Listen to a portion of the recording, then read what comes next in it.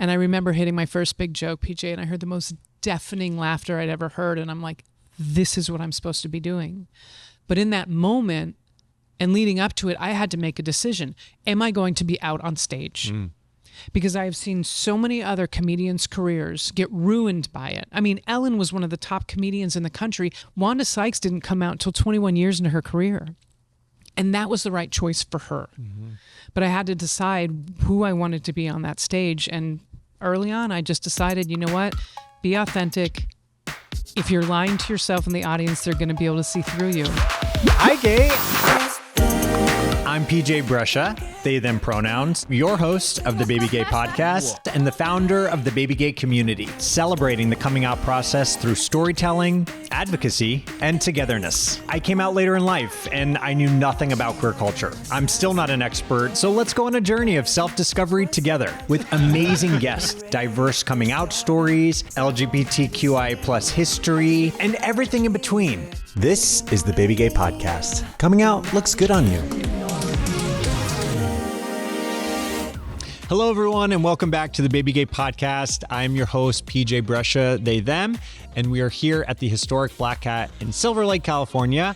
And today we have a very, very special guest. She's truly a force of nature. She's a comedian. She's an activist. She's the co-host of the super popular news podcast, The Daily Beans. You may have seen her, I don't know, on ABC, TBS, Last Comic Standing. Dana is also a Out100 Honoree in this year's class, so I'm so honored to be sharing this conversation in space with her as well. Thank you so much for being here. PJ, I'm happy to see you. Happy New Year. Last time we saw each other was at an incredible event. It was. We were being honored at the Out100 because we have done things in the world to make it better. I was so happy to meet you. Me too. Yeah, I'd seen episodes of BabyGay and with Margaret Cho and some other ones that you have done. Thank you. You're such a good interview, so it's awesome to be on the couch with you. Thank you. Yes. I really appreciate that. How was the Out100 experience for you? Honestly, to be in a room with so many people, and when I say a room, half of it was outside, but to be in a place with so many people that I have respected for so long and really wanted to meet. Patagonia. I wanted to meet Shannon, who put up the trans flag in the national park. You know, being on the red carpet with Kathy Griffin, who, you know, I've performed with and share stages with and have.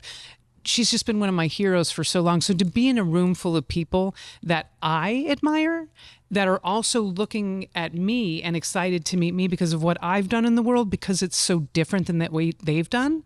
It was a great night. It was an extraordinary night. I was disappointed, obviously, that Niecy Nash-Betts couldn't be there as the icon. Me too. But I mean, she's done so much, and I mean, I don't want to say she doesn't have to be in a room for the room to feel her energy, because it's always better when she's there, but it really does. You could feel her there. Totally. Yeah. I mean, I've loved her from way back when. Reno 911. And it's like when I found out that she like came out later and just like, I felt very aligned with her story as well. Actually, that makes a lot of sense. Yeah. I mean, she fell in love with Jessica because of who Jessica is. Yeah. And that's it. Yeah. She's never been happier. Exactly. We could all hope to find that. Yeah. Yeah. And I like read, like, sound like they have such a beautiful blended family, and just like, it's like, she has been such an inspiration. I was bummed to miss her that night, but you know, our stars will align for sure. They will. Yeah. For me, it was all the same things. And what was very interesting was I've been in LA for 14 years and have kind of done all different sides of the business, worked on like the business side of entertainment initially.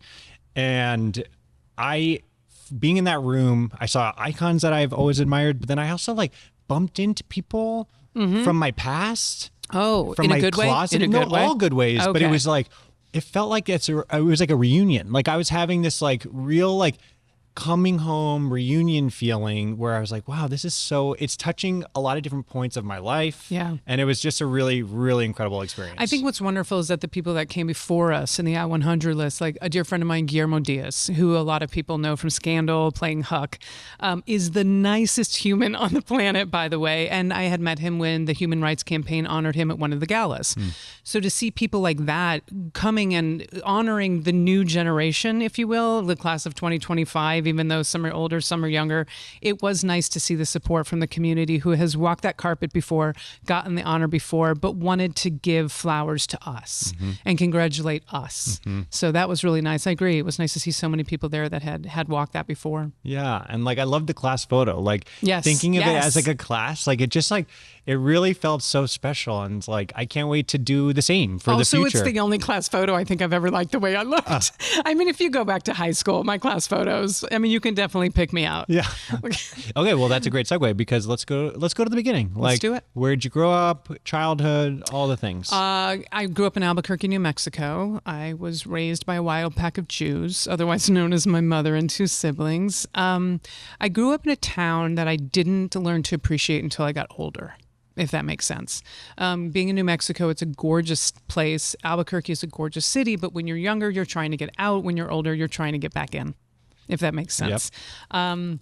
I knew I was different. I don't think I knew I was gay until probably high school. And then there was 2 people that had a crush on me. One was in band and one was on the softball team, and I didn't like either of them, but I was like, this is interesting. This is different. But I also knew that looking back, there were signs.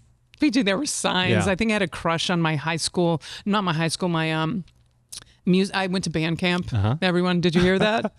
Don't judge me. I played the drums, not the flute. But I went to band camp when I was younger, and now looking back, I'm like, I totally had a crush on my counselors. I absolutely did. And so in high school, I knew there was something. And when I figured out what it was, it came the time of, do I tell my mom? Do I come out? Because my mom and dad had divorced when I was younger. So my mom raised 3 of us on her own, did a phenomenal job. My older brother also happens to be gay. So I remember him coming out, which probably was an accident for me to hear. I stayed on a phone call too long and I heard something that I didn't understand on the other end of the phone. And I was like, I don't think I'm supposed to be hearing this, and kind of hung up the landline because, that's what it was, the cord that attached to the wall. Yeah. I know some people watching are like, what is she talking about? And then it was my time, I think, and I don't know if you had this experience, but that buildup of you feeling like your chest is going to explode if you don't start living your truth and telling the people that you trust most. I was so lucky. I was raised by an incredible mom who supported me, not no matter what, but because of who I am. And I think that's really important that parents, when their kids come out, not to say, I love you no matter what, because no matter what sounds, even if there's something wrong with you, I'm going to love you anyway. Instead, I love you because of who you are. And that's how I felt from my mom. So the coming out, though, was also nerve-wracking. And I thought I was going to throw up. And I had a crush on the softball catcher. And my mom, I remember building up the courage. I was going to tell her. And she was getting ready for work. And I said, can I talk to you? And she got concerned because I clearly looked like there was something wrong. Right. And she sort of stopped what she was doing. She's like, what's wrong? And I said, there's someone that I like. She's like, okay. I said, Mom, it's a girl. And so then she stopped even further because she was sort of still fussing around. She said, okay. And I said, I'm telling you this because if I meet someone that I really like, I want to be able to bring them home. And my mom looks at me and she goes, what did you think I was going to do? Look at her and go, you're a woman. I'm like, Mom. She goes, I'm serious. Follow me. I have to get ready for work. And then we just talked a little bit longer. And the conversation ended with, Dana, I love you. I don't care who you sleep with. Please be careful. I have to go to work. And I was like, okay, I guess we're done here. We're done here. Yeah. So my coming out, it's interesting though, because with my family, it felt easy. I had some friends, some religious friends that I had grown up with. And I think when you come out to people that don't really know themselves and all of a sudden you're honoring who you are in front of them, there's this nervous thing about like, what does that mean for our relationship? What does that mean for my friendship? What does that mean for me? Did you have a crush on me? Did I have a crush on am I still accepting the Lord? Like, what's happening? Yeah. And so those were the hard parts for me. But my family, knock on wood, was easy. Easy as it is to come out to somebody. Mm-hmm. Yeah. Every year I'm finding my authenticity a little bit more and peeling back the layers. And it is so interesting. And I would say the difficult part that's maybe not even discussed a lot in kind of becoming into your authentic self is that a lot of times when people are not ready to do it for themselves, there's a lot of, you end up triggering other people. And then that becomes so challenging for a lot of other reasons. And it's just, that's something that I have experienced, and it is challenging, but I think it only kind of, you need to continue just moving forward on your path. And as you step into the light or whatever, in the authenticity, like other people and chosen family will kind of appear, and like 100% more, and there will be, in their full authenticity as well. So it's like, and I think as you get to know yourself more, I had a really interesting situation because I feel like I was a little bit of the inverse. Like I was not the cool kid growing up. I was in marching band. I had short hair. I looked like Ralph Macchio when I was a freshman in high school and people thought I was a boy. I went through all of that where I didn't feel like I fit in. And then when I was 18, before I had come out, a friend of mine asked if I wanted to go to the gay bar. And I had already known about myself, but I'd never spoken it. And I remember saying, we were, I think, in her backyard by the pool. And I said, if you ask me to go in the pool and I hesitate, you can throw me in the pool. And if you ask me to go to the bar with you and I hesitate, you can go to the bar with me. I'll go to the bar with you. And she said, do you want to go in the pool? And I was like, nope. She said, do you want to go to the bar? And I was like, ah. And I ended up at the bar with a fake ID that I got when I was younger. I will not out that person because that's not fair. Whose fake ID I was using. But I think for me, that's when I actually started to find my people. I was in a room full of people like me. I didn't feel like the outcast anymore. I didn't feel like this tomboy in band or in soccer that people were looking at differently because I clearly didn't feel like I fit in. And now all of a sudden I was finding my people. And it was, I guess for some people you'd say I was young. I was 18. And then I started going to the bar and dancing. And that's what I love to do. And that's what I still love to do. And I feel like as a community, we've always been that when we find the joy in the streets and in Stonewall and everywhere else where we have that music, when we have our dancing and we can just let go and be ourselves. That's sort of how my coming out life began. And I think there was a really good benefit. Even though I was in a bar underage, I didn't drink. And I did it on purpose because I didn't want to get thrown out. And then I would go and I would dance and I would go 4 days a week during the summer. I was 18 years old and I'd start falling in love with people and also start falling in love with myself. Yeah, exactly. Yeah. So I want to touch on the feeling that you experienced when you went to that bar for the first time, because from my experience, like when I went to the first gay bar I went to, I was still closeted and I was abroad and I kind of went because my girlfriends were going. And at that point, I felt very scared. Like I felt maybe because I wasn't ready yet. It was kind of like a mirror up for this is you, but I wasn't ready to see what was on the other side. Yeah, it's scary. Yeah. So that clearly, so that you did not have that experience. Well, I did go closeted to the gay bar. Okay. Oh, absolutely. I stood up. People wanted to buy me drinks. I was like, no, thank you. They would bring me a Zima with a rose in it. I don't know how old you are watching, but I just aged myself. Everyone's like, what's a Zima? With grenadine. I know I'm a bit older than you are, but that's what we drank when I was the bar age. But I just remember, like, I would go up on a block. There was a block that I could dance and no one could touch me. Yeah. No one was near me, but I could sort of experience everything that was going on. But at the same time, when I came out, in order to get into that bar, we used to climb the back fence of the bar and jump in hoping we wouldn't get caught. Like, there was a whole process around that. But that bar is where I met my friends that I still have to this day. Wow. And I mean, I don't mean to age myself, but that was 32 years ago. And I still talk to them and I still check on them. And I know that if I were to talk to you 20 years from now, you will have those friends and those stories that you met when you came out. Maybe not immediately, because I know your story was different, but you create these lifelong friendships in your family. And you make sure you stay close to, especially in the world we live in right now. Yeah. We have to stay close to our community and build those bonds and make sure we have people that we can lean on. I think now more than ever, I'm starting to see that. Truly. Yeah. I mean, it's every day is. Do you have any bourbon? I mean, this is tea, but if we have any bourbon, that'd be great. Yeah. Every day. It's interesting because for BabyGay, we formed 2.5 years ago, and it was interesting. So I came out later, and it just has all formed very naturally, where it's like just building that support system for people specifically during the coming out process. Because I felt very alone and isolated and had no idea what the hell was going on. So not to interrupt, but what you have done is life-saving, PJ, and I hope you never question that.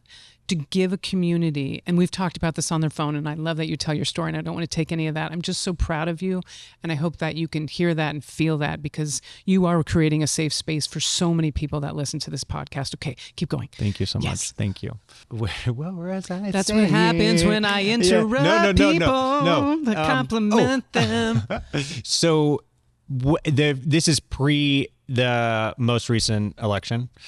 And people are, we're now doing our booth at Pride festivals, and it's always this incredible experience with people. But some are, okay, well, like seemingly things are going in such a great direction, and people aren't going to need help coming out, that in the future, like it's not going to be a thing. And I was like, yeah, well, I don't know if that's necessarily true, because, for me, and I was just actually talking to a recent guest about it, where I had, and it sounds like maybe you too as well, like you knew, or I knew that my family was going to be pretty accepting. Yeah. And I wasn't going to be kicked out on the street where many of our community members are. So I am fortunate, and I don't take that lightly. So I asked myself after coming out at 27, I was like, what took me so long? Like, what was holding me back? And what I just came to is just coming out is challenging, because you're restarting your life. You're starting from scratch. You're starting over, and there's no handbook, and it's scary. And so no matter what, even how progressive our world becomes, knock on wood, hopefully, it's going to be challenging, and BabyGay is going to be needed. So absolutely. But then fast forward to everything that's been unfolding, and we're seemingly going backwards. So but it goes back to what you were saying about giving other people. You wish other people would just come out and be gay. Like earlier, you were saying when you came out, the people around you, you were saying that I wish that they would also as well. That it puts fear in them when you give yourself permission to be yourself. Right. I feel like globally, there's a lot of that happening. I think the backlash on the LGBTQ community is from people that are so fucking afraid of who they are, that they are so angry that everyone else is out there living their truth and dancing in the bars and having pride, because somewhere inside them, they did not give themselves permission to be who they are. There's been rumors about the VP. There's been rumors about several people in our administration. And I think if we lived in a society where you could be who you wanted to be, as long as you weren't hurting anybody, we would be in such a better place in this world. We would be in such a better place, because I feel like there's so much fluidity when it comes to sexual orientation and gender identity through all of this, that if we just had the permission to be who we wanted to be, I don't think a lot of the shit would be going on in the government. I don't think some of these wars would be happening. They wouldn't be trying to strip the rights away from the trans community and the healthcare away from our kids. I don't think they'd be trying to roll back marriage equality. I just don't. I think if people really could be who they wanted to be in this world, half of this crap wouldn't be happening. I just don't. So it goes back to that point you were saying of like giving other people permission to be who they are. Yeah. I don't remember who did the quote, because I think someone else had taken credit for it, but it's when you stand in your own light, you give other people permission to stand in theirs. Mm-hmm. And I think that you're doing that. I'm doing that. The people that were honored at the Out100 are doing that. Mm-hmm. And right now, in a world where we have from the top down, people saying there's something wrong with you, change yourself, to be able to have representation in the entertainment, sports, advocacy, teachers, priests, lawyers, where our youth can look at us and go, I can be that. Mm-hmm. It doesn't have to always be like this. My world isn't as small as my little family or my little church in rural America. Mm-hmm. There's a world out there, and there's a community, and maybe I can find it. Mm-hmm. We're giving people and kids permission to really look to the future and go, maybe there is something different. Yeah. Yeah. And that's why it's so important. I feel like we need to continue to push forward with queer media. Yes. Because one thing, for example, for this podcast is like, I love talking to all different types of folks, because we have all different experiences, backgrounds, professions. We are not a monolith. Nope. We are so vast and so diverse. And that was something that for me coming out later, and really I had zero connection to the queer community prior to coming out. And it was like, I think at that moment, my take was only through film and television that was out. And it just feels like, oh, the LGBTQI plus community is like, they're one big happy family and it's all rainbows and sunshine. And then entering, I'm like, oh, wait, it's so divided and we are not one big happy family. And that's something that I do. I just, in my core nature, I'm like, I want us all to come together, work together, and we can. And So that's its own side mission. But I mean, but we're sitting in this historic building, and I think one of the things is people forget our history. Right. They forget that trans and non-binary communities started the Stonewall riots, or at least they were there. They may not have thrown the first bricks, because if you look at history, even Marsha P. Johnson was like, I didn't throw the brick. It may have actually been Stormy. We don't know. But in history, those people were there. The lesbians during the AIDS epidemic took care of the gay men because the government turned their back. We have always been there, and that's why it makes me so frustrated when anyone in this community says we would be advancing faster if we just cut ties with the T. I don't believe that for 1 minute, and I am not going to turn my back on my family. You're not going to turn your back on your family. And I don't understand why they don't understand when we cede ground to them on any of the community, we allow them to take more and more and more from us. So I feel like right now more than ever, we have got to come back together and support our trans and non-binary youth, support all of our relationships. I mean, we are some of the bravest people that I know. We are actually living out loud, proudly. And I'm not just talking about being gay. I'm talking about expressing yourself, the gender identity, expression. I see some of the people on like the Critics' Choice, or, my friends who are star in Hacks, they are wearing gowns on the red carpet. These people that identify as men, some of them non-binary, and they don't give a shit. They are wearing gowns and they look amazing. I guarantee fucking J.D. Vance would probably be much happier if he put a gown on somewhere and allowed himself to be who he was. Maybe he's not gay. There's rumors. We don't know. There are rumors. Yeah. We know. Yeah. But yeah. But yes, different. Yeah, there's rumors. 100%. I honestly will credit a lot to Gen Z in this arena of them being so authentically themselves and 100%. not giving a shit. Oh my God. And like has just given permission to like everyone else to be like, oh yeah, I just want to do what feels right to me. And that's the beauty of it. Yeah. It's also weird because I feel like we live in a very misogynistic world. I think that drives a lot of the transphobia against the trans women in our world, defining what a woman should and should not be. However, I find it really interesting that I don't get as much shit about putting on a suit, which I wear to almost all of my professional gigs when I'm doing black tie galas. But you do if you're going to put on a gown. I'm wearing something that is historically masculine, and people are like, oh, that's sexy. Look at her, powerful. But you can't put on a gown? That's bullshit. And so it's this weird, like almost reverse misogyny in this one specific topic. Men are supposed to be men. You're supposed to dress a certain way and be a certain way and act a certain way. It's just bizarre to me. All of these labels, I just wish people would let them go. Okay, so I want to go back. So then you come out at 18. Yes. Then what are the next steps? The next steps were me getting a degree in physical education because I'm a lesbian and it's the law. So that was that. What happened was, and I guess I'm skipping a big thing, when I was 17, I went and auditioned for my high school talent show with a 10-minute stand-up routine. And I won. Wow. And I realized through my youth, I had been listening to like old comic relief tapes and things like that. And there's a point where all of this will start to intersect. But when I did that high school talent show and I won, I didn't touch a stage for about 8 more years. I was nervous. I got my degree. I went through college. I thought that's what I was supposed to do. I became a bartender at Applebee's. I was a bartender at Applebee's in Albuquerque, New Mexico. And I had the best regulars and they knew I was gay. And there was actually a couple people that tried to get me fired because of it. But we can get into that story if you want. Yeah. But comedy always pulled me, and I knew I always wanted to go back and do it.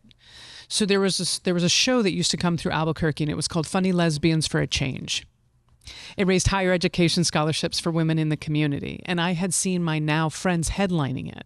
Like people I share the stage with, Suzanne Westenhofer, Karen Williams, these amazing lesbian comedians that literally broke the ground. They were on Sally Jesse Raphael, if anyone remembers that show. And like Suzanne Westenhofer was one of the first comedians to do a show, I believe it was The Tonight Show, like on late night. And I remember watching her get the laughter she got and me going, you still want to do that? You still want to do that? Why are you not doing that? And so there's some happy and sad parts to this story, but during this time, I fell in love with someone who was in the military. It was during Don't Ask, Don't Tell. And I didn't have the courage to go back to that audition. And she was wondering and questioned me, why? Why aren't you going? Because for her, achieving her dreams and going after her dreams was to become a pilot, and the military was the fastest way to do that. So there was an audition for that show that I told you about, Funny Lesbians for a Change. And she said, I'll go with you. And we walked in 5 minutes after the audition closed. And they said, you're going to have to come back next year. And I went, okay. And during that year, I was young and I didn't know what to do with someone who was kind to me. She and I ended up breaking up. She moved away.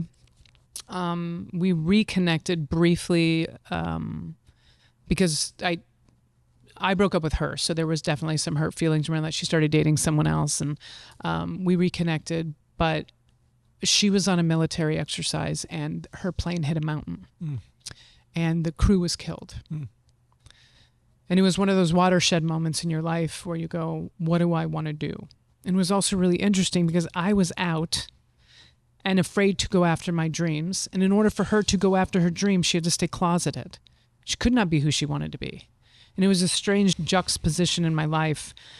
And so after she was gone, it was one of those moments of like, what am I doing? So I went back and I auditioned for the show.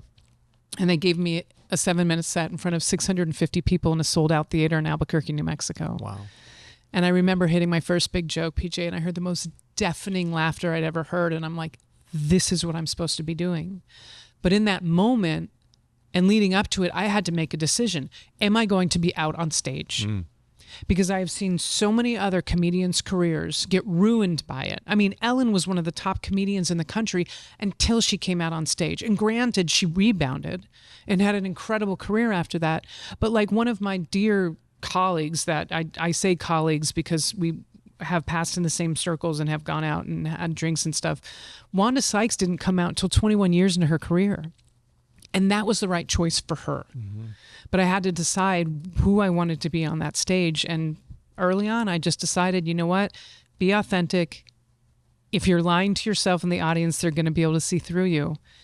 And whether it was the right choice or not, meaning would I be further in my career? Would I be more famous? Would I be on television? Would I be in movies? I am right where I need to be right now.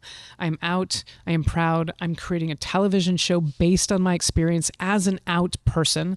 I'm writing a show for Off-Broadway with my trajectory as an out person in comedy.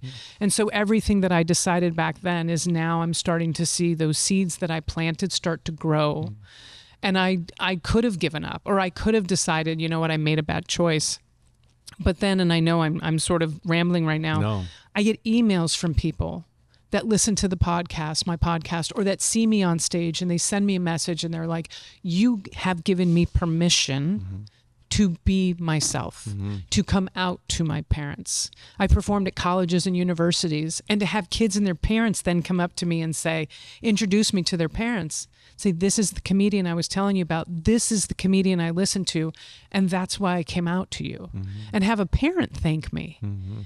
So every decision I made back then has taken me to the point in my life where I am right now, literally at this table, because I met you, because I chose to be out in my life, and then got on the Out100 list for 2025. Every single decision I've made has brought me to this moment. Looking at your beautiful blue eyes and your beautiful shirt across from you at the table. So I feel like I've made the right choices. I'm one, I had to hold back tears, but thank you for sharing. Of course. Thank you for listening. It's not the easier path. I'm going to say this morning, it's not the easier path to be your authentic self. How do you know that? And I say that because do you know where you would be right in this moment had you not come out? You might be in more pain than you are. That's in true. This moment. That's true. Well, I guess I mean in the sense that like, I think it's the road less taken or the less traveled potentially. Yeah. And sometimes it's you're paving the path for yourself. 100%. And in that, it's a little bit more difficult than being on the standard normal trajectory. That I agree with 100%. And I was just having this conversation. It's like going into the manifesting. If we're gonna get a little nut. I'm in there with you. Okay. Let's do it. Yeah. So like, I wrote in my 5-minute journal this morning. There you go. I'm a big journaler too, and I put my my manifestations. But I feel like the intentions of manifesting. It's like the first time you're asking, what do I want? And like, that's the scariest question. Because a lot of times you don't know what you want. Right. And it's like, it's pretty I don't know if it's easy or common, but like to go through life and just like live life and not really stop and think like, what am I doing? Like, what do I want? What makes me happy? Yeah. Who makes me happy? Like, yeah. So that moment that you had just now is something that I've tried and told myself for 2026 I'm going to do more of, because in my career, and I don't know if you've done this in your past, I spend so much time going from point A to point B. What do you want to achieve? I want to achieve the Out100. Great, I've done that. What's next? Right. Instead of stop, look around. Enjoy the process from point A to point B. Everything that got you there, instead of just checking the box. Mm-hmm. How do you feel? Who are you surrounding yourself with? Are you happy? Mm-hmm. And that for this year is going to be more to the forefront of what I'm doing than ever. I've done a lot of work for other people. I've done tremendous amounts for the community that I'm very proud of. But I also feel like maybe now is my time to do a little bit more to push my desires, my dreams, my goals forward, knowing that and believing that the community won't feel abandoned by me if I take a little bit more time and focus on my art and my work. Mm-hmm. So I have to trust that. I have to trust that they're still going to be there and they'll be understanding. Yeah. And by you doing what is healing for you, it's almost like putting the mask on before you put on the mask for your loved ones or whatever. Right. The plane. Oxygen when it drops and I'm like, the person next to me can't breathe. Yeah. So you got to put your mask on first. Yeah, you do. And doing so is just allows others, gives that permission to others to do it for themselves. I feel like in 100%. That same way. And in often many ways, you learn how to put your mask on, and then not just permission, you can teach. You're right. You become someone who can teach. Yep. This is how you put your oxygen mask on. Mm-hmm. So it's not as painful for you. Mm-hmm. You know, while you're sitting there trying to figure out all these rubber bands and wires, let me show you. Mm-hmm. And you figure it out your own way too, but this is the way I did it and it seemed to work. From these previous years where maybe you were doing work for others, because I can relate to that. Yep. What was it for you driving that? Was it like, I need to be of service to our community, or like what was going on? Well, I think there's a part of me that knows me being on this earth, I am supposed to be in service to the community. I was given a gift. Yes, I can make people laugh. I also have a very strange gift of live auctioneering and money raising, which is how I've raised over $70 million for the LGBTQ community. Wait, can you repeat that and like really highlight that? I've raised over $70 million for the LGBTQ community, as well as other nonprofits that are near and dear to me, whether it's Planned Parenthood, the Child Rescue Coalition down in Florida, because there are nonprofits that are straight that need our help too. Mm-hmm. But I've been working with the Human Rights Campaign since 2009. Wow. 16 years. We're going on 17 years. Wow. I've been working with Lambda Legal. You know, I was very proud last year when I have friends that are suing the government because they are being dishonorably discharged because they happen to be transgender, to be able to stand on a stage, make people laugh, and then raise $1.5 million so that this organization can fight every unconstitutional ban that this horrible administration is trying to implement. I have a gift. I'm using it. It makes me feel good. Mm-hmm. And if I'm honest, I've also built a hell of a following that are going to buy tickets to my comedy show because I made them laugh in a setting that maybe they didn't expect to laugh. Right. And I did something good with it. Yeah. So I don't feel like any of this was a waste. But the shift is more of just giving myself permission to be happy and fulfilled, which I don't think, even though we come out, we give ourselves permission to be ourselves. Giving yourself permission to be deeply happy is something very different that has nothing to do with sexual orientation or gender identity. That's a whole different trauma and a whole different therapy session. You know what I mean? From childhood. But now is a time that I feel like I can do both. I can straddle that a little bit more of like, okay, I'm still going to get back. I'm going to go do these galas that I enjoy because I love doing it. It feels good. I'm also going to book that comedy show in that city. And I'm going to do a small theater if I want to. It doesn't have to be 4,000 people. I love the 200 to 300 person theaters. It feels cozy. It feels like we're in my living room and I'm just talking to my friends. Yeah. And everyone hopefully feels better leaving my show than they did coming in. And then to get those stories out, and you'll get this because you are a creative.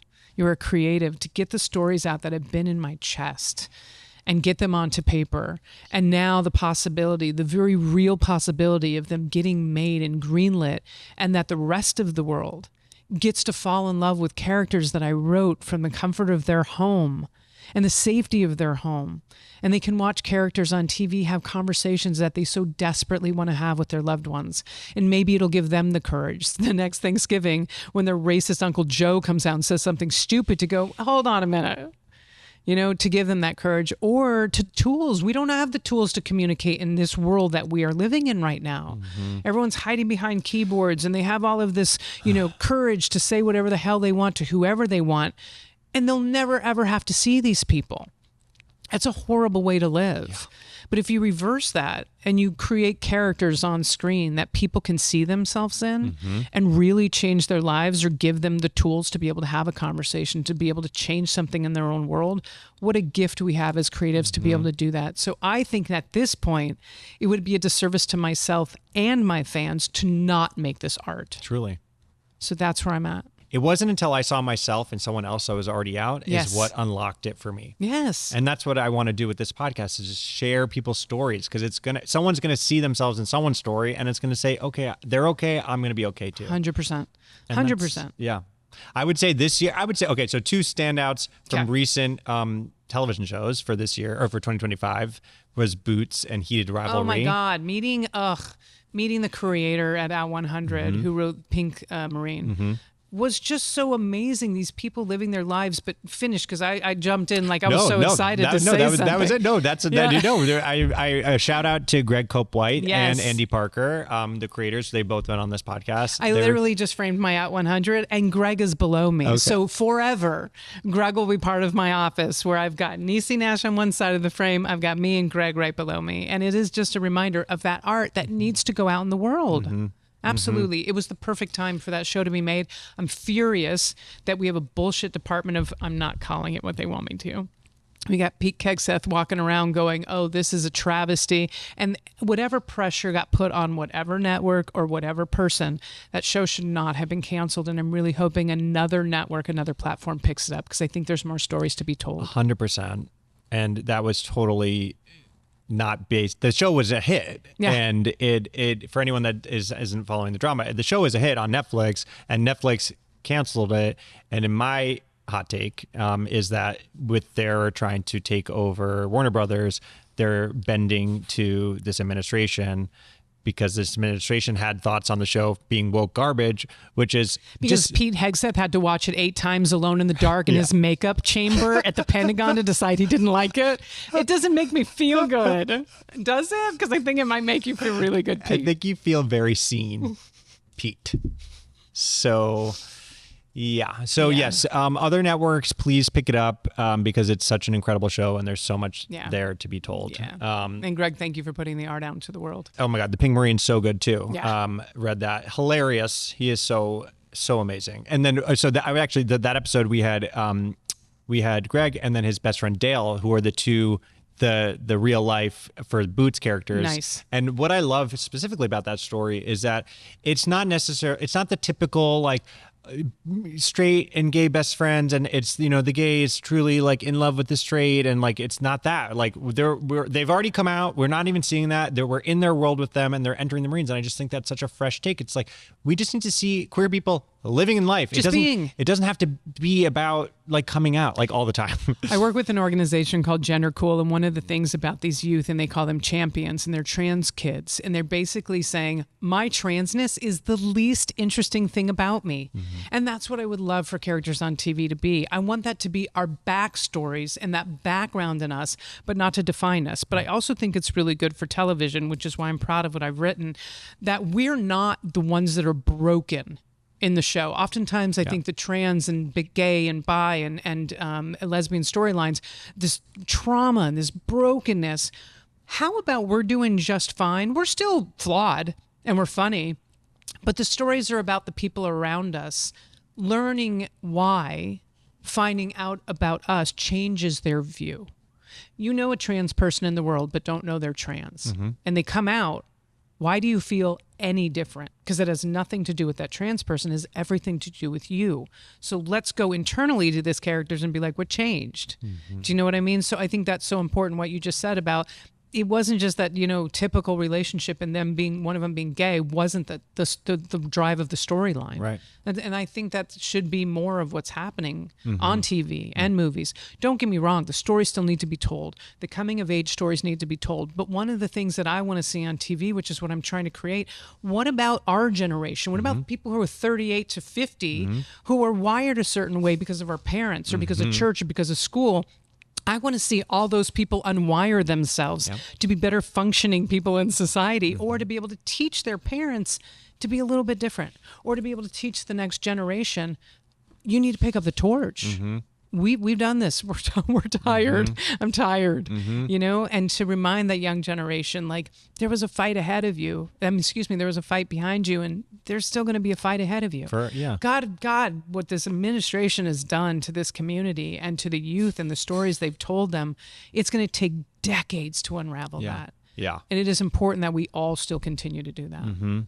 I want to shout out my 79-year-old turning 80-year-old this year dad, who has been, we've had, we've had our ups and downs and our twists and turns, but he has been such an incredible person and support system for me in these past few years specifically. He's been on this podcast. Love that. And he has been so invested. Obviously, I'm his child, but like, to learn about the community. He's using the pronouns when he can. That's huge. When people are like, I don't want to learn. It's like, no, that's a you thing. That's not, you can't blame it on an age thing. That's a you wanting to not try something new or evolve, or you're scared of change, or who knows. But I just think I want to shout out my dad for being an older gentleman, or mature gentleman, who is willing to learn about the pronouns, learn about, what gender identity means. What's his name? Richard.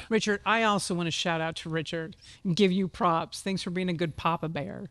Look at this human that you helped create. Thank you. Parents are so important. They really are. And I know not everyone has the luxury of having a parent like your dad or my mother, who is my biggest fan. But just know, for the baby gays out there, there is a community. Literally, there are people online that will stand in for you. Your parents that may not show up to a wedding, that will go and stand in. There are people that will give you a hug, that you can spend the holiday with. There really is a community. And I know it doesn't necessarily make it all better. It doesn't take the place of your family, but it makes you feel a little less alone out there. There's a whole community online you can find through TikTok and Instagram that you'd be like, finally, there's my people. There's my people. Shout out Free Mom's Hug. Yes. Free Mom Hugs. They're incredible. Yep. Incredible. That whole documentary, actually, if you haven't seen it, there's a documentary about them. Okay. It's phenomenal. Yeah. Yeah. So yes, that just, and chosen family, like blood family, great. Sometimes important, sometimes not. Sometimes you don't need them. It's really about the people that are willing to show up for you, support you, no matter what. Absolutely. And that's chosen family. So we need and love our chosen family. Me too. Okay. So then when did you get to LA and New York? And so I got to LA in 2009. I had to make a decision between LA or New York for my career. LA felt more holistically aligned with the way I like to live. I got the sunshine. I've got the mountains and the ocean very close. My inside just feels nice near water. I think that might be my Aries fire. Just feels a little more balanced near bodies of water. Yeah. Also closer to my family. My whole family's still in Albuquerque, so it's easy to get home and visit. And then the New York part came in. The woman I'm dating for the last 3 years has a place there, and so I am very happily living bi-coastally. I love, it's the dream. Yeah. I love both cities for so many reasons. New York has a heartbeat that is different from LA. LA has a chillness that's different from New York. And I have a family here and a community here that I built for a very long time. But there's also an art community in New York, and something special, and I don't take anything away from LA people when I say this. There's a difference between what do you do, meaning how can you help me, and what are you working on? How can I help you? And I think it's a little bit different on the coast. They both exist in both cities, but I feel like, the world of Broadway is very different than the world of Hollywood, and so on. So I think both of them have their benefits to both coasts, and I'm enjoying both of them very much. Yeah. I think they actually, New York and LA are like, they're beautiful complementary cities. Yeah. Like I wish they somehow could be one mega city. I know. And I wish it wasn't 6-hour flight, but whatever, it doesn't matter. I too, being a New Yorker, have affinity. I'm a few years away for me living in LA longer than New York, which is bananas. Really? Yeah. I've been here for 14 years so far, and I only lived in New York for 18 years. So, but yeah, LA has this, what I've kind of recently found that LA is like there's a progressiveness that I assumed New York had, which obviously New York is a very progressive city. Yes. But it's about to get more progressive. Well, thank God. I mean, I don't know, hot take, but I know I don't want to get into it either because obviously people expect me to have a certain opinion based on my religious background. And I think there's nuance in there where you can feel differently about situations. Yes. So very nuanced. I want to give him an opportunity to do a good job in New York. And listen, if you don't like it, just like anyone else, you can fire him in 2 years. But until then, give him a chance. Yeah, totally. Yeah. Totally. I have a side question actually in regards to heated rivalry and like the obsession of heated Please rivalry. excuse me, I'm a horrible lesbian. I haven't watched it. Well, okay, you're obviously you've heard of it. 100%. And you've heard of the hockey craze. Players. Yeah. Not just the craze for the sports people, like Midwest housewives and husbands apparently are watching the show in sports bars cheering when these two men are kissing on television. Right. Which to me, we need to pause and study this because this is incredible. And I'm very curious, and I have thoughts, but I want to hear your perspective just on the fact that people are going rabid for this gay love story, and specifically the straight female community.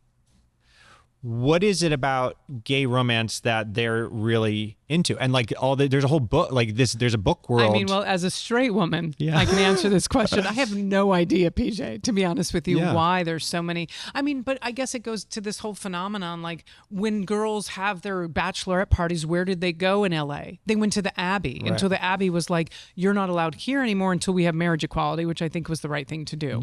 I don't know if you knew that. I didn't know that. But for that. a little while, the Abbey and other gay bars around the country stopped letting them have bachelorette parties because we couldn't have marriage equality. Right. It was pretty disrespectful, to be honest with you, to be like, we get to get married, so we're going to take over your safe space and have a party. And we're like, read the room. But I never thought about that. Yeah, That's so true. I have no idea why, other than, actually, that's not true if I were to pontificate. Yeah. I think women in general give themselves permission to explore their sexual orientation as well as honor that of others in general. I think that because we live in a society where men are not as encouraged to explore those things, it's harder for them to celebrate those things. I don't think people look twice if Julie and Lisa get drunk on strawberry boons and make out with their, each other at their sorority party.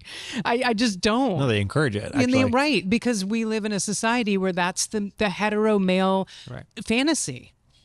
Two women together, sweet. I mean, like, I get it. So I'm with you, but it doesn't go the other way. Yeah. And so maybe that's the whole thing of just like, also maternally, I think women love. Yeah. They want people to be happy. Right. In maybe not a maternal way. I don't even know if that's the right word. Romantic just way. a romantic way. Yeah. And I don't think they care what the gender of the two people that are falling in love happen to be. Yeah.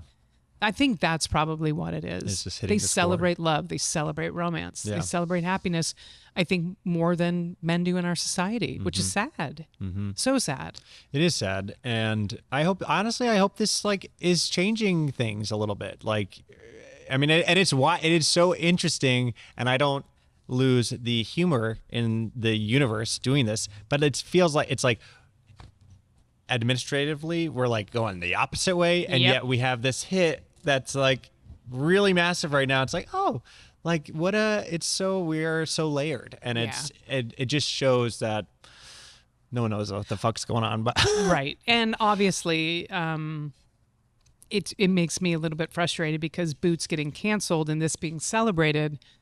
What's the difference other than one of them has to do with the military, and we have a insecure administration that can't just let art be art. And meanwhile, they're doing all kinds of unconstitutional, horrible things behind the scenes. Right. It's the most unqualified people in positions I've ever seen in my life. and I'll go to the mat on that. So that's, I think, what's frustrating is you can get one phone call and cancel a show like Boots, but meanwhile you have most of the country celebrating a show, and I forgot the name of it. Heated Rivalry. Like Heated Rivalry, Yeah. which I will watch. Do not yell at me. Yeah. Do not send comments in my social media. I will watch it. Yeah. But it's really interesting. I think the nuance behind it is strange. Yeah. Okay, so then leading to the Daily Beans. Yes, So you're the co-host. I am. Tell us about that. So during the pandemic, when everything came to a screeching halt and I had to figure out who I was outside of making people laugh, because other than Facebook Live, there was no place to do that anymore. I had an email come across from actually someone who works with our dear Margaret Cho. Her name's Sarah. And Sarah had worked with a woman named Allison Gill, and Allison Gill was looking for someone to just read. We in our podcast have a segment called the Good News Block, which is really nice because it's like a palate cleanser for the bullshit that we have to sift through every day. So she wanted someone to read the good news with her once a week. And I was like, not leaving my apartment? Got nowhere to go? Absolutely. Perfect. So went on and read the good news. And then Allison was like, do you want to do this 3 times a week? Do you have time? And I'm like, let me check my calendar. Yeah, I have time. I'm still not allowed to leave the house. And then we just realized our chemistry was really good. Part of my comedy has always been politically slanted. Ever since Sarah Palin came into the fold and things started to get so absurd that they were funny. I mean, it was probably before that, but because of my work, I keep up on politics. And so it was just a really organic relationship where Allison's co-host, who was an actress, started to get gigs when the world opened up. And Allison was like, do you want to come co-host with me? I was like, yeah, I do. And so that turned from just reading the good news with her once a week to now we do the podcast 5 days a week. We have almost 1 million downloads a month. People love it. That's incredible. Yep. They come to the shows. We call them the Leguminati because legumes for the beans. I love that. They're fabulous. And what's really lovely, PJ, is that good news segment, I get to hear the stories of the listeners. And when you said I almost made you cry, I cry at least once a week at these stories. These are people that have trans and non-binary kids that are trying to figure out what to do in the society right now. There are people that got fired because they were federal workers. They had to figure out what to do. But also on the flip side, we heard all these stories of people that had $200,000 of student loans forgiven under the Biden administration, and they got to start over because that sort of relief financially can change your life. So we got to see all of these stories, and then they write in corrections because once an episode, I will say an English word incorrectly and not realize it. Yeah. Or there's cities around the country that I think they do on purpose. They send them in on purpose just to trip me up. Yeah. That are not sound. They don't sound the way they're spelled, and vice versa. So we have a lovely community. They are some of the first to know when my tickets go on sale for my comedy shows, and oftentimes when a show sells out, 75% are the people that listen to the podcast, which is great. That's incredible. Yeah, and then they feel like they're in this safe space at my shows, that they know that they're not going to, get misogynistic, racist, transphobic jokes at one of my shows. They know when they come see me perform, they're going to feel just as good leaving as they came in, and they're in a safe space. They don't have to be, tensed up. Oh God, what's she about to say? Where's this punchline going to go? And I pride myself on that, to know that my community is 99.9% never going to feel offended by something that comes out of my mouth. For people who have kind of taken a while, I'll speak for myself, taken a while to find what their creativity looks like, finding and following others who have found it and live their life and are able to go and inspire people around the world to do that is just really very, very special. And I don't want to say I got lucky. I just, you were talking about how now when you feel like everything aligns in your energy and you're like, I'm living my life. People have always also said to me, man, you picked a hard career. I don't feel like I picked a hard career. I'm doing exactly what I'm supposed to be doing in this world. And I don't want to say doors have opened up. I've had to knock some of these doors down, but at least I see the door in front of me and I figure out how to way to get through it. And maybe that door was placed in front of me going, all right, You have a decision to make. Right. But I love it. I've been able to see, I work with Olivia Travel. It's the lesbian travel company. I've been able to see the world because I know how to bring people joy. Like, how wonderful is that?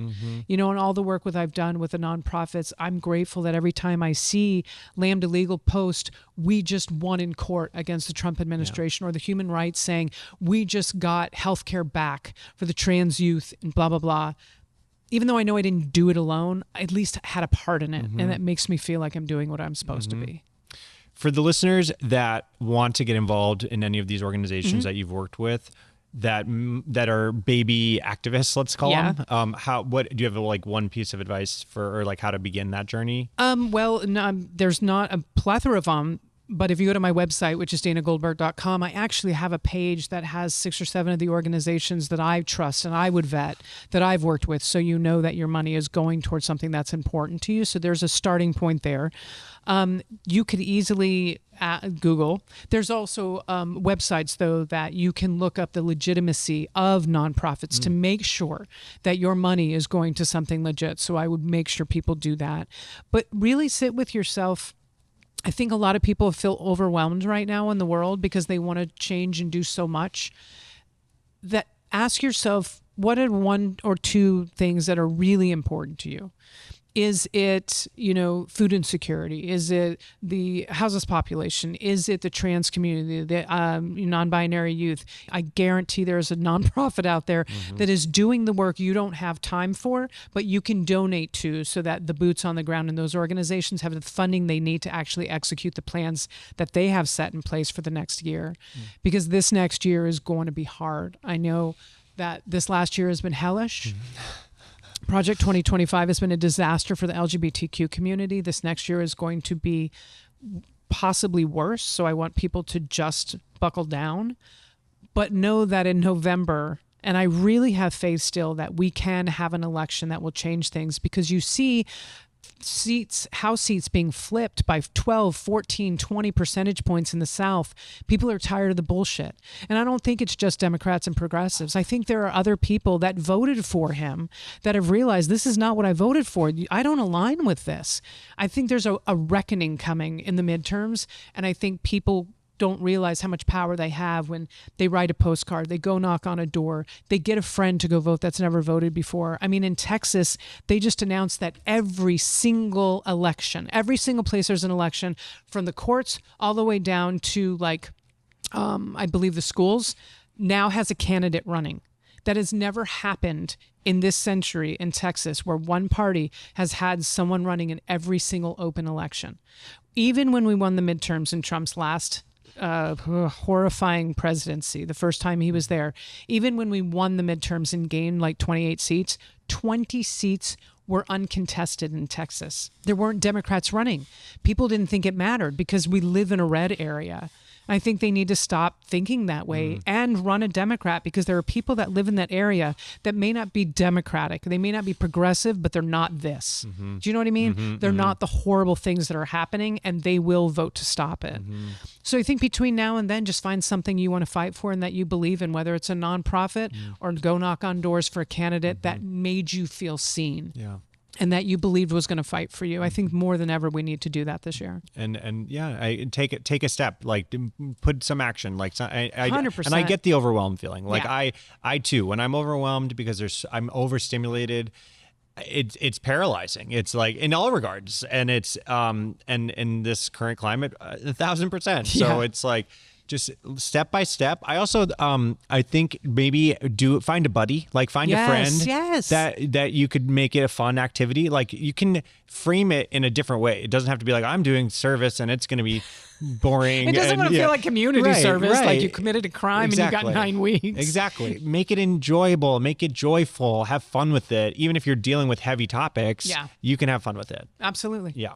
Was there, during your coming out process, was there a piece of media, a book, a film, a podcast, a movie that was really helpful for your journey? I don't know if it was media, and I don't want to say that there wasn't enough representation back then, but like when I was coming out, it was like Will and Grace, which was huge. And I didn't necessarily feel like any of them represented me, but I got to see gay characters on screen. You know, Ellen, obviously coming out during that time was huge. I don't know if I had as much representation back then as I would have liked, which is why I love that the tides have changed so much. One of my most incredible concerts was Tracy Chapman in an amphitheater in Santa Fe, New Mexico. That's incredible. An acoustic performance that I can still feel, and all of us singing. So I take back everything I started with now that I'm, oh my God, thinking back to it. We had Lilith Fair. What the fuck am I talking about? All of that stuff coming out. We had Tracy Chapman. We had Lilith Fair. I had the Indigo Girls. So I would say it's music. I wouldn't necessarily say it was TV or film. It was music, though. We found a community. If you, for those people listening or watching, if you haven't watched the Lilith Fair documentary, watch it, because if you weren't there for that and you didn't know what was happening, it's extraordinary. Can you give just like a quick what that is for people that don't know? Sure. The Lilith Fair was basically, it was started by Sarah McLachlan, and it was the idea that all of these music festivals were run by men. There was all of these music festivals, the Warped Tour and everything else, and it was always headlining men. And every once in a while, like if there was one woman on the bill, whether it was Sinead O'Connor or whoever at the time, they wouldn't even on radio play two women back to back because they already have a girl.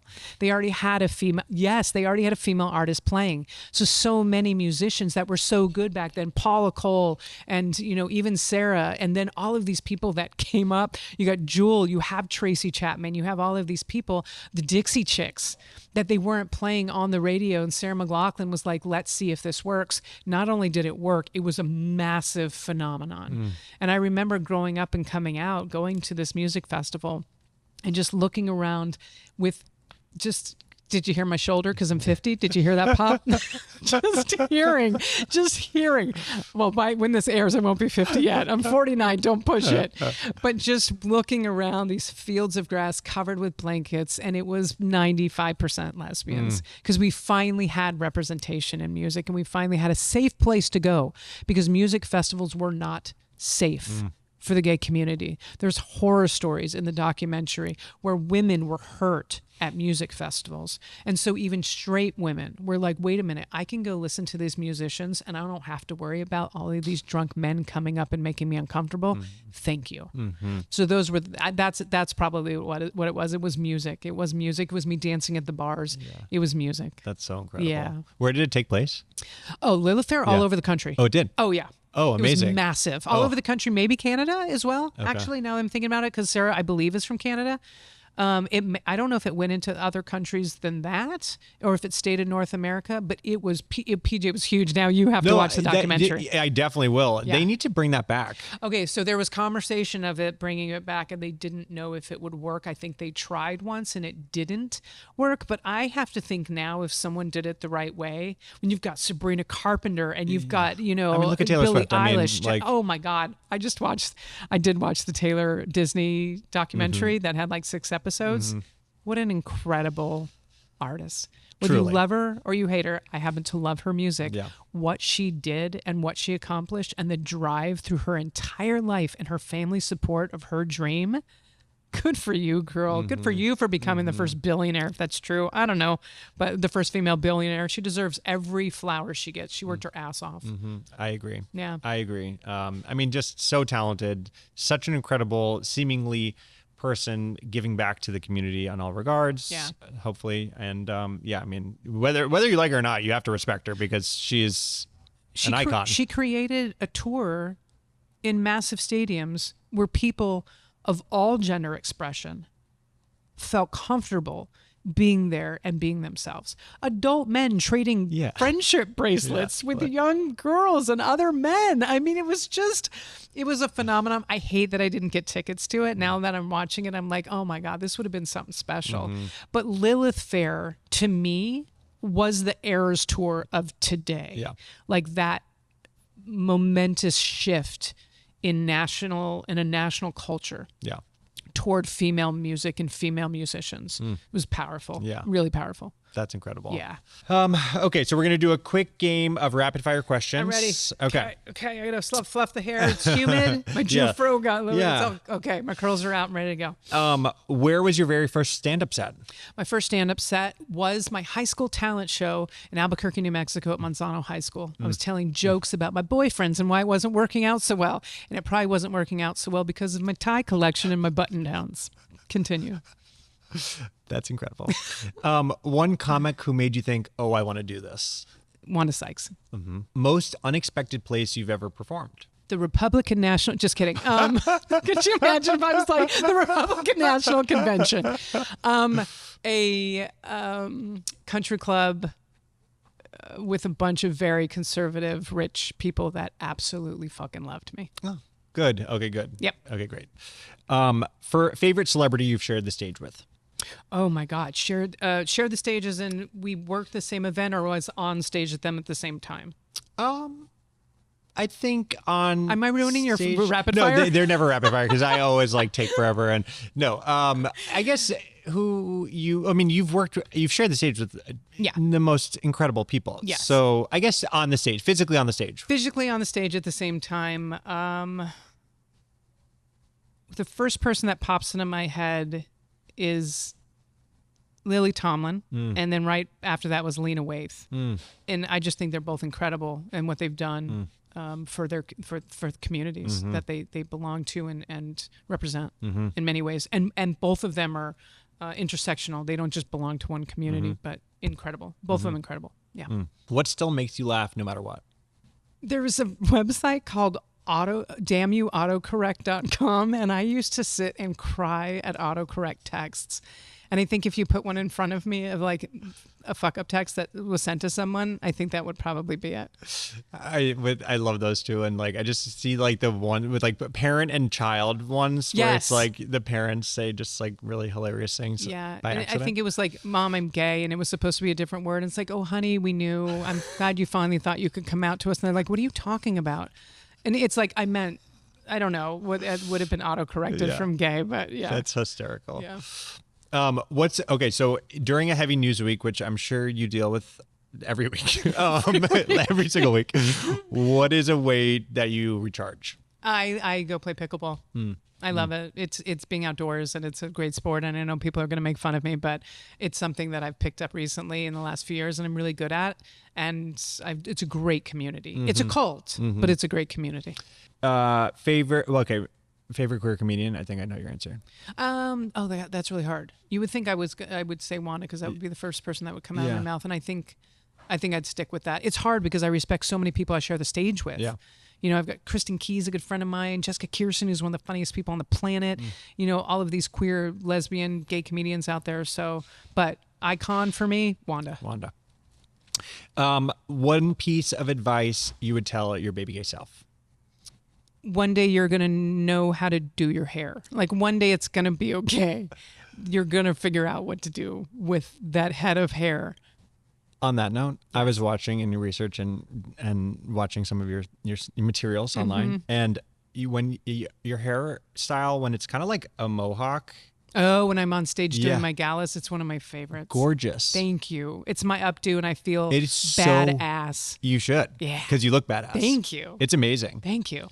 That's my gala hair. Okay. Yeah. If someone says, because normally I do all my hair and makeup myself, but if I get a hair and makeup team, I always bring out that picture. I'm like, can you do this? Yeah. And they do it. Yeah. Because they're very talented. It's really good. Thank you. Yeah. And then our last segment is called My First Time. So we share, so you pick one, whatever comes to mind. It's like your first queer crush, queer kiss, queer date, queer sexual experience, whatever. But the whole point is to kind of highlight that the beginning is always clunky and awkward, and let's laugh at ourselves and just show that no one knows what the hell they're doing, and that's okay.